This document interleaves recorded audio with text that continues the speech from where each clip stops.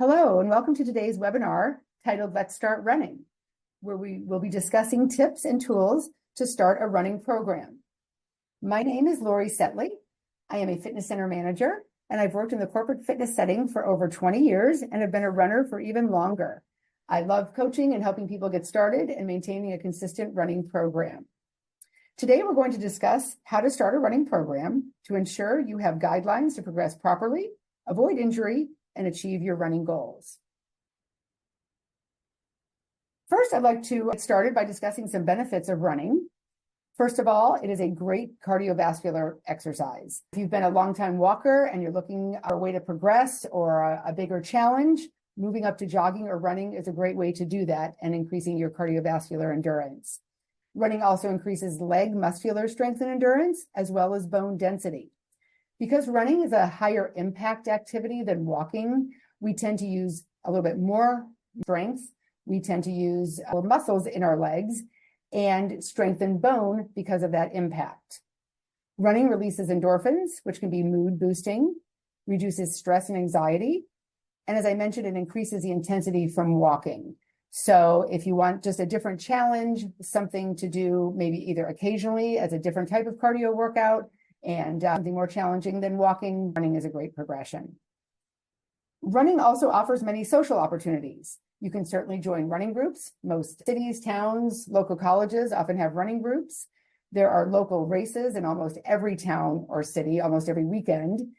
And you can join team events. A lot of these races, you can form a team with your coworkers, with a group of friends, the group of your runners. And it just is a shared interest and camaraderie. Once you start training with other groups or doing some of these races, you tend to see a lot of the same people pretty often. And it's nice just to kind of form that community of runners. So the running program essentials, we want to get started with this. And it's really key to start with setting these realistic goals, because often I've seen people start too much too soon and they don't succeed with it because they might get injured, they find it too challenging, and they just don't enjoy it. So setting realistic goals, achievable targets is key to this journey. You want to start with short distances and gradually increase your mileage. Tracking your progress on an app, on a chart, whatever works for you, helps keep you motivated and ensures that you do stay on course. So an example of one of these training programs to get started with would be to begin with a jog-walk combination, such as jogging 2 minutes and then walking 3 minutes.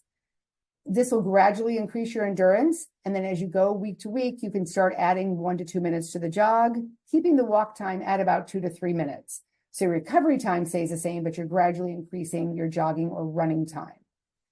The frequency for this, about 2 to 3 times per week, and then increasing to 3 to 4 times per week once you're able to jog for a continuous 15 minutes. The intensity should be slow and steady. The objective here is to build endurance, not speed. It doesn't matter what pace you go, how fast you get there. We've got to build that base of endurance first, and then we can work on other goals after that. With the ultimate goal here being to achieve running for a continuous 30 minutes. So starting 2 or 3 minutes, working up 4 to 5, gradually building, where you then can run the 30 minutes straight, and then you've got that great endurance base. Then we can move on to creating a training plan. Here's where you may set a new goal. Maybe you want to train for a 5K. Maybe you just want to run a little bit faster or go a little bit further. So having a well-structured training plan is crucial for that success. You want to be sure to incorporate rest days, some cross-training and varied workouts to build endurance and prevent injury. But with all workouts, consistency is certainly key to achieving that aspiration. So some examples here. Again, as I said, once you've reached that 30 minutes of continuous jogging, then you can go into the next phase. So if that goal is to go a longer distance, maybe train for a certain race distance, you can start running by distance instead of time. So maybe you run a mile, recover for 5 minutes, run another mile. Or maybe you just run the 2 miles straight. You can incorporate interval or tempo runs. This is something, if you are training for a race and want to run a certain pace, you can do that. Maybe the goal is to run a 10 or 11-minute pace mile. So you can do certain workouts that set you at that running pace. So you get a feel for that. Cross-training, equally important here, such as biking, maybe a Stairmaster, an elliptical, help support your running muscles. We use different muscles in those other activities, but that helps to keep you strong overall always increasing cardiovascular and muscular endurance, but again, supporting your running muscles to just make you a stronger runner and feel better when you are out there. Essential gear for running. As we know, running shoes is really the only thing we have to have. Of course, there are other key things we can purchase to be a successful runner, but our running shoes are essential, and we want to make sure we get a proper shoe for you. And in choosing that, you want to consider your foot type, meaning when you step, do you have a neutral landing? Do you tend to pronate over or under pronate, meaning turning to the right or left? And there are shoes that can correct any of these situations. So if you do turn in or turn out, there's many different shoes that can put you into that neutral position. So visiting a sports store or running shoe store, you can try on different brands, different styles, walk around the store in them. And most brands do offer at least a 30-day return policy, which is nice. You can actually go out and run in the shoes. If they're not working for you, don't feel right, you can typically return them and exchange them for another brand. You also want to look at your running style, the type of running you do. How often are you running? What distance do you run? Are you training for a race? You want to ensure a comfortable fit with enough room for your toes so that your shoe can flex and roll naturally with your foot. It's very common to buy a running shoe at least a half size, if not a full size bigger than your normal shoe size, again, just to give your toes room to move and that you feel natural when you are running. Running attire should certainly be comfortable and effective. We want to prioritize moisture wicking fabrics. And these are great technology. This type of material takes sweat away from your body, so it helps you to cool.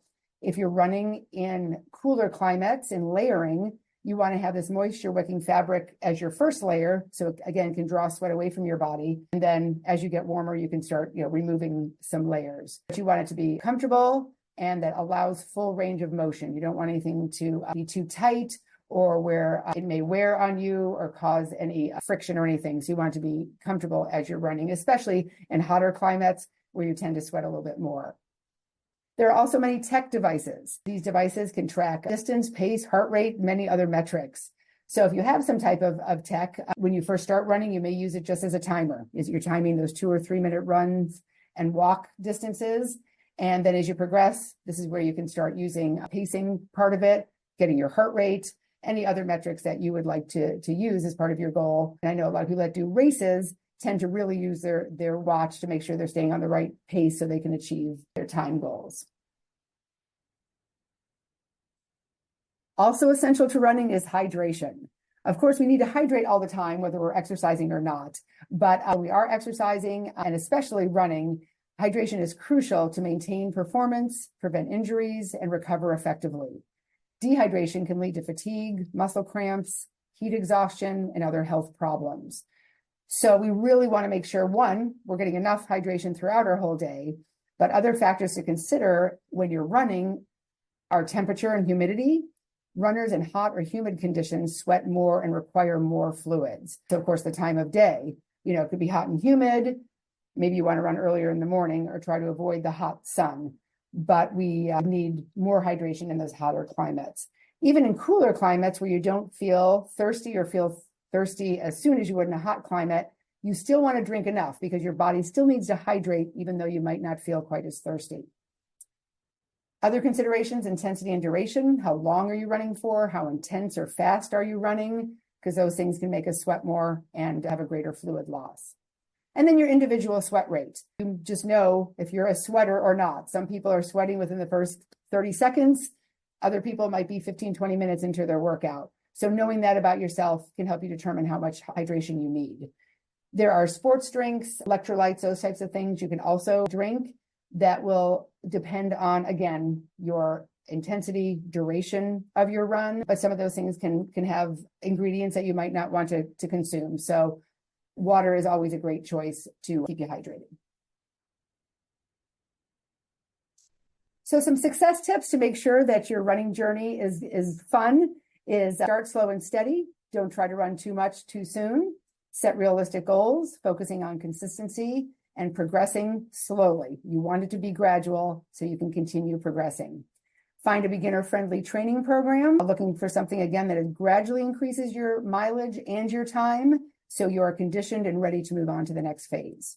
Warm up and cool down.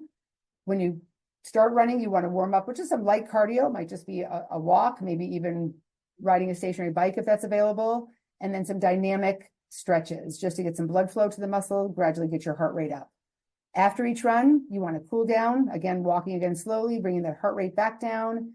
And then while you're nice and warm, doing some static stretches to stretch out those muscle groups that you used. This can help alleviate soreness the next day and prevent some injury. And then listening to your body, paying attention to your body's signals and not pushing yourself too hard. So those goals that you have set, you can achieve those and it will keep you motivated.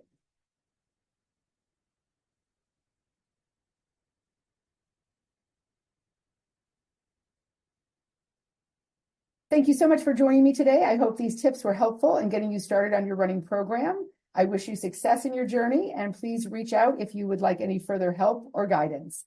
Have a great day. Thanks.